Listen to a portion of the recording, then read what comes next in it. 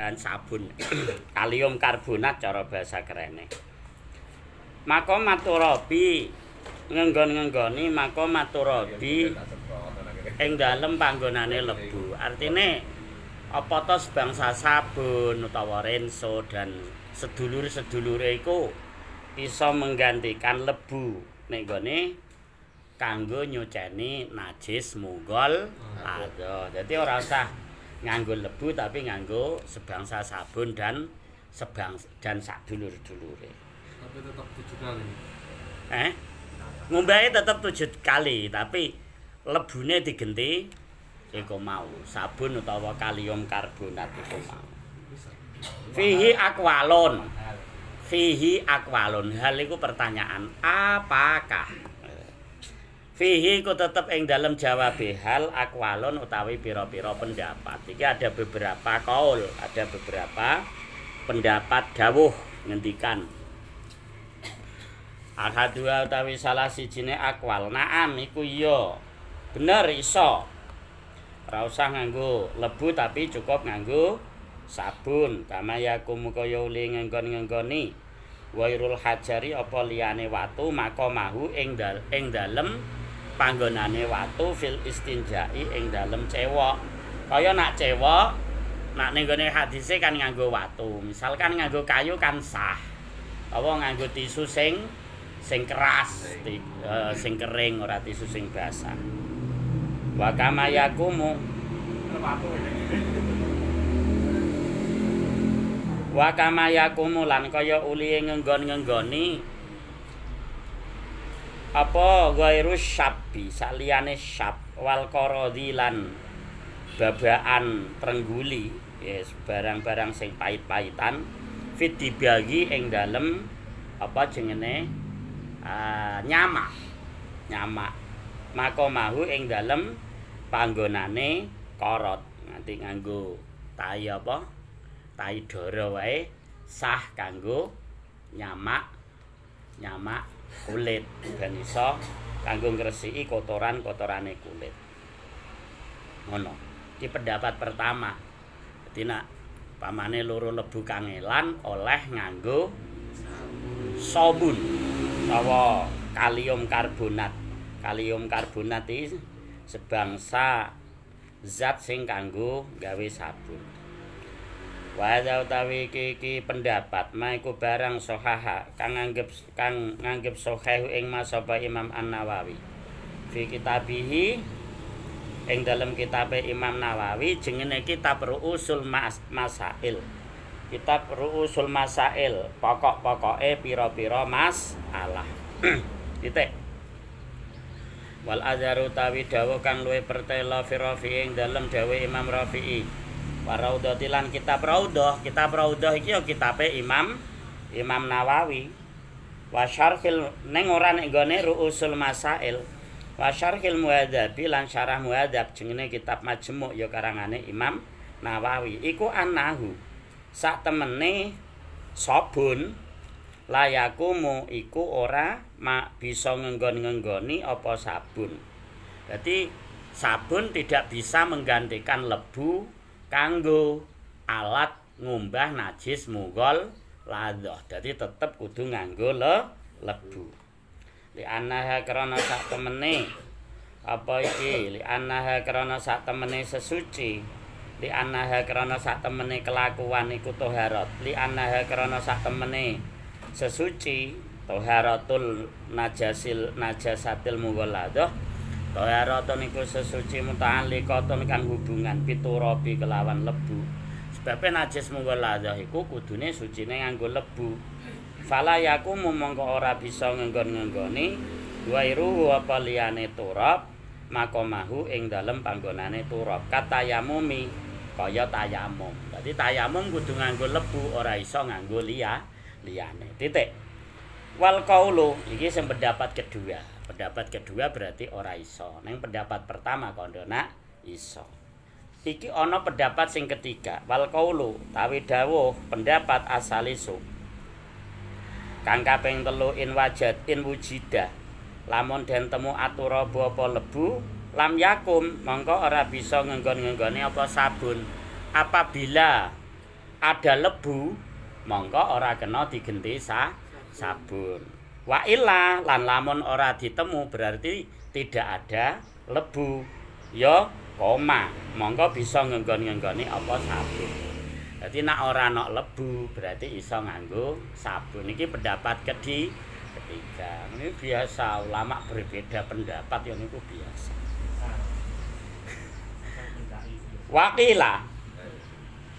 Wakila ya ana pendapat meneh iki.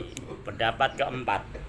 Wakila lan den ngendikake yakumu ngenggon-ngenggoni apa lebu.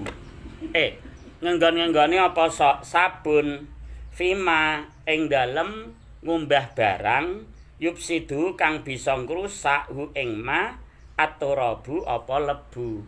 Nak najis munggo ladha mau nemplek nek barang nak upamane dikumbah nganggo lebu kok dadi rusak, mongko kena digenti nganggo sabun. Iki pendapat keempat. Dadi ana 4 pendapat wis. Pertama, ya ora apa-apa. Kedua, ora iso. Iki bangsane kowe pekok. Ya wis ora iso. Sing ketiga, ditafsil. Nak ana lebu ora iso nganggo sabun. Sing keempat, tafsile beda. Nak kira-kira pakaian iki nek dikumbah nganggo lebu kok rusak, kaya sutra kecewa misalkan. Di gondol asu deh ya. Nah, iki ya oleh nganggo sabun senajan ana lebu. Kasiabi kaya pira-pira sandangan. Denal awani ora pira-pira wadah utawa bejana titik tekan kono. Iki khilafiyahe jawabe hal. Apakah boleh menggunakan sabun sebagai pengganti tanah? Iki jawabe ada apa? Jawabannya ditafsil ada 4 pendapat. Pendapat Imam Nawawi nek nggone kitab Usul Masail memperbolehkan, nggih, memperbolehkan. Ngono. Tapi sing luwih pertelo nek sing pendapat kedua iki, pendapat Imam Rafi'i ya Imam Nawawi, nek nggone Raudhah karo Majmu' iku ora iso. Sebabe yen kudune nganggo lebu. Lho pendapat Imam Nawawi we ya apa berbeda antarane nek nggone kitab Usul Masail karo Raudhah karo Majmu'. Pendapat ketiga, nah anjen ana lebu ya ora iso nganggo sabun. Nek ora ana lebu ya iso nganggo sabun. Nah pendapat keempat iki luwih nggo eman barange. Nah, barange iki sebangsa pakaian. Nah dikumbah nganggo lebu rusak ya oleh nganggo sabun. Nah kaya wadah-wadah bejana, kaya atom, kaya umpreng ya ora oleh nganggo sabun, kudu nganggo lebu. Titik. Wa syartu turabi utawi syarate lebu sing dienggo ngumbah najis mughaladhah. Ayakuna iku yen to ana apa lebu iku tahiran iku suci tur nucekake. Fala yakfi monggo ora nyukupi an-najis apa lebu kang najis. Ala rajihi menurut pendapat kang unju katayamumi kaya tayamum. Dadi lebune kudu suci mensucikan, ora oleh nganggo lebu sing najis kaya tayamum. Naam ya kudune tahiron. Al ardu turabiyatu utawi bumi tanah ya, aturabiyatu kang bangsa ana lebune ngono. Yakfi mongko apa yakfi iku cukup fiha ing dalem aret almau apa banyu. Ala rajihi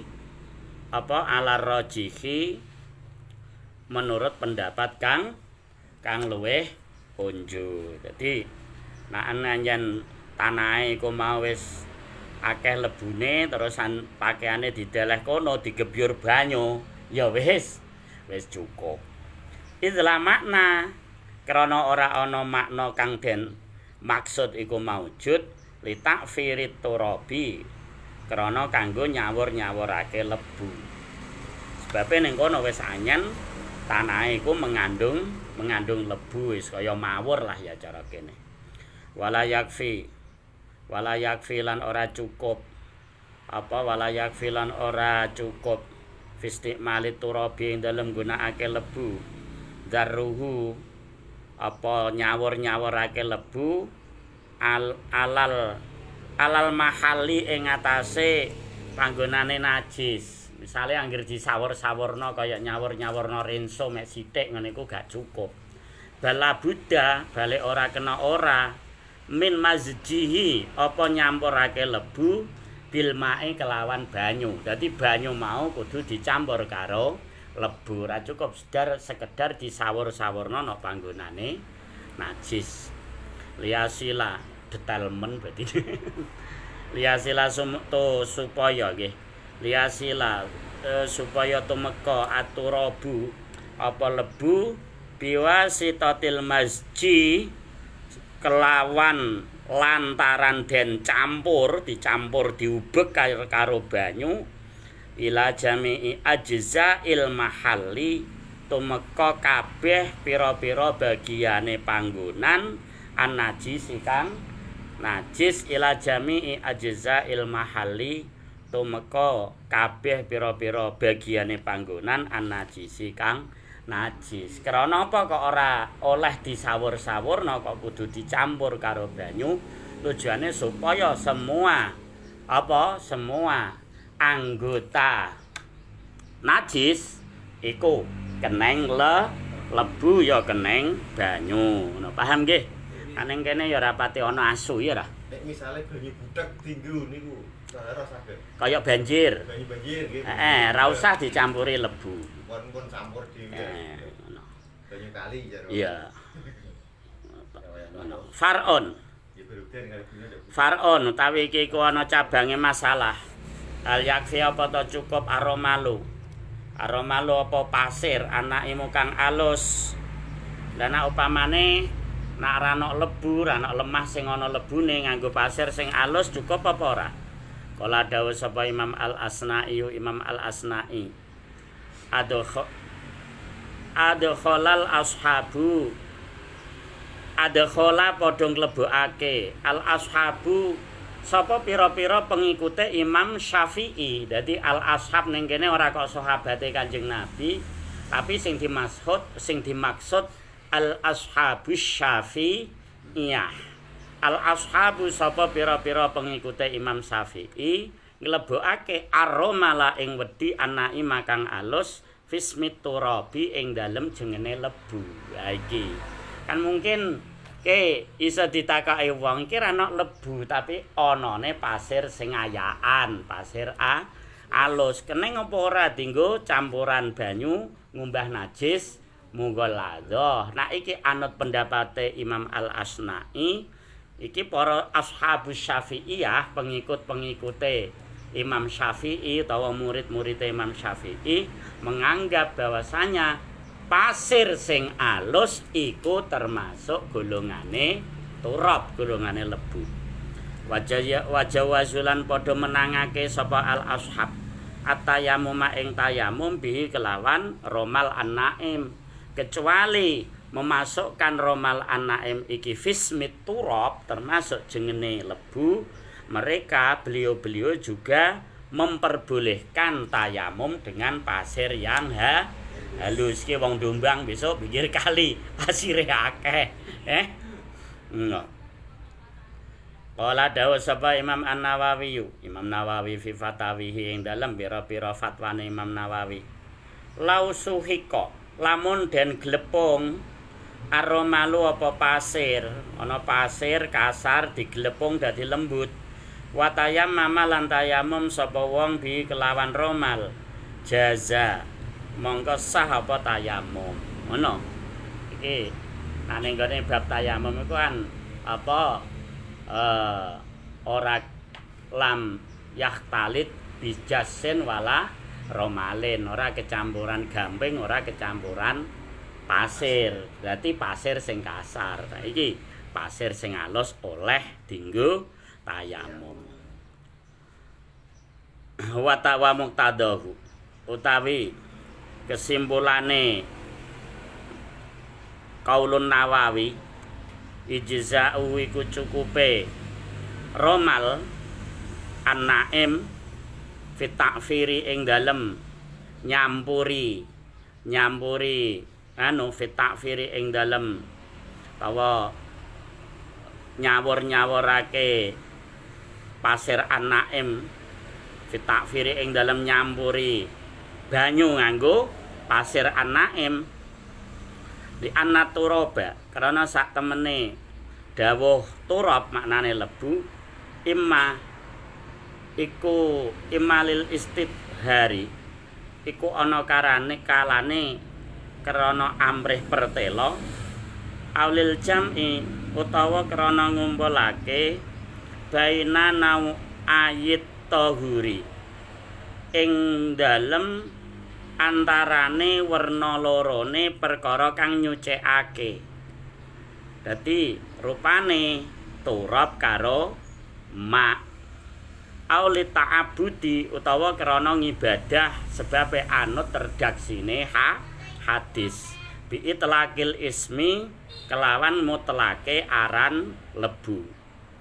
Wa kullu zalika utawi kabeh mengkono-mengkono isim utawa jengene lebu maujudun iku den temu guna ing dalem kene-kene panggonan rupane ing dalem kene-kene romal. Dadi lebu nggih iku ya ditemu ning gone pasir, nak pasire dielus utawa diayak.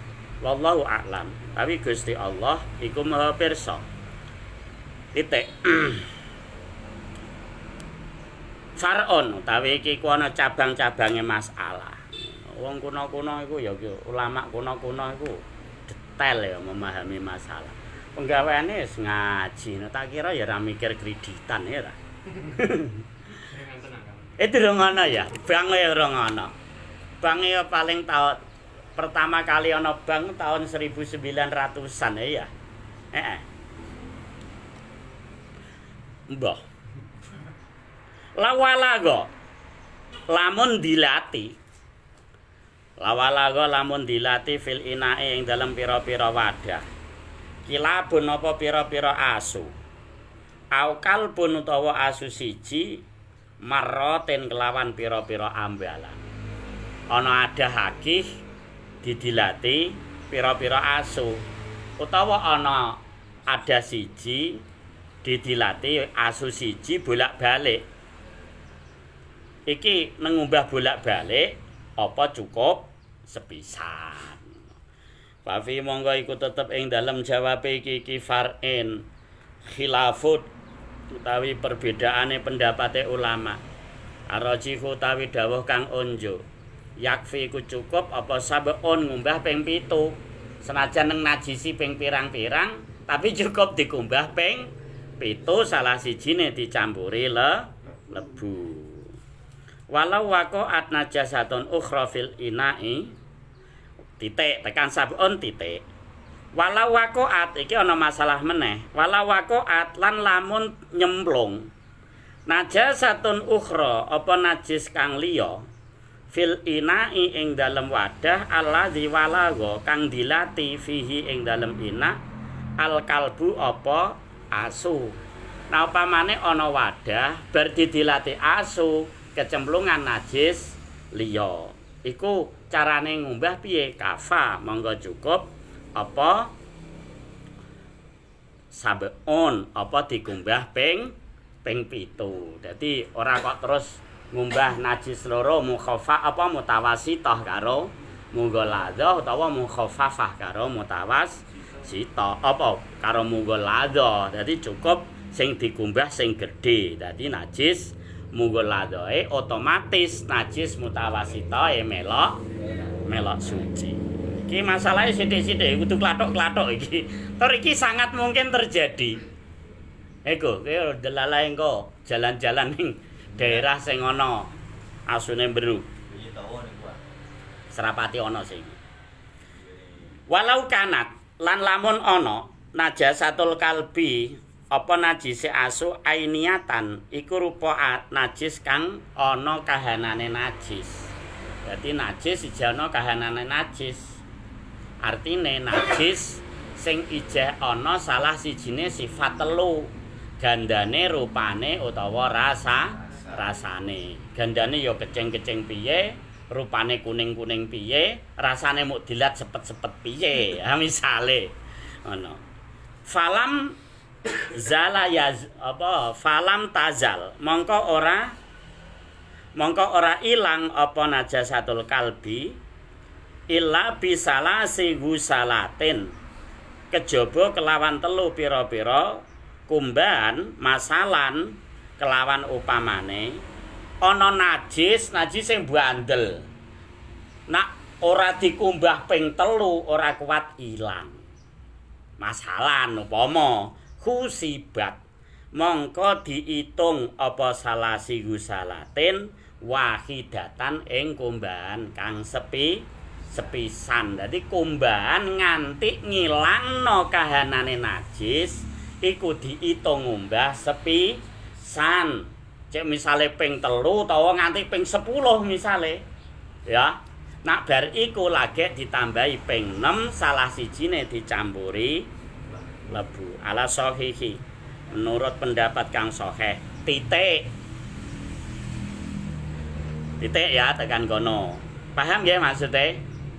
Walau walago lan lamun dilati apa asu fi syai'in ing dalem suwiji-wiji najasa mongko najisake apa asu ing syai' ana asu dilati barange mau dadi najis misale barang teles fa asoba mongko nuli mekenani zalika apa mengkono-mengkono syai'an ing perkara akhara kang liya. Barang teles sing didilati asu mau keneng barang liya sing garing misale. Najasa mongko najisake apa zalik hu ing akhar. Dadi sing keneng mau melok dadi najis. Amane ana asu dilati banyu nek gelas. Banyu ning gelas iki utah ning karpet. Ngono kan contone misalkan. Berarti banyu kan dadi najis munggo lado. Iku karpete melok dadi najis munggo lado. Wa wajibalan wajib ghuslu dzalikal akhari. Apa mbasuh mengkono-mengkono perkara kang liya sabekan kelawan ambal kaping 7. Dadi ya wajib karpet iki mau dikumbah ping 7 kaya apa ngumbah najis sing pertama. Wallahu a'lam bishawab. Assalamualaikum warahmatullahi wabarakatuh.